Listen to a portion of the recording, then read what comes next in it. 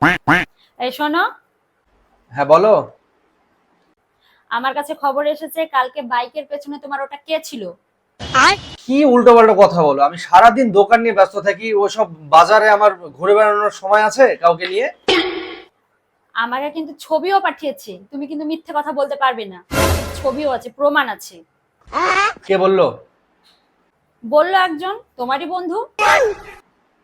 দেখো, ও হিংসা করে, যেই তোমাকে দিয়েছে হিংসা করে, তোমার আমার ভালোবাসাটা দেখে হয়তো হিংসা করে, সেই জন্য তোমাকে ছবি। আর এখন এআই এর যুগ, তুমি বুঝতে পারছো না? এখন এআই এর সময়, এআই অ্যাটাচ করে ছবি হয়তো তোমাকে পাঠিয়েছে, হতে পারে এরকম। কোনটা এআই কোনটা রিয়েল এটা বোঝার কি ক্ষমতা আমার এখনো হয়নি? আমার কি সেই বুদ্ধিটা নেই? হুম।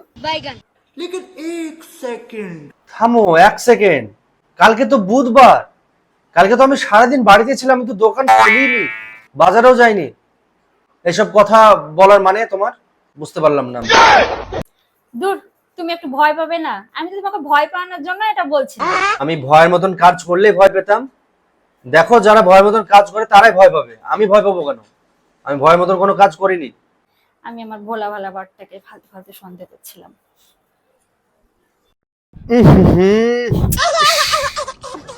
প্যান্টের মধ্যে দিয়েছি রে, আর একটু হলে পিছনটা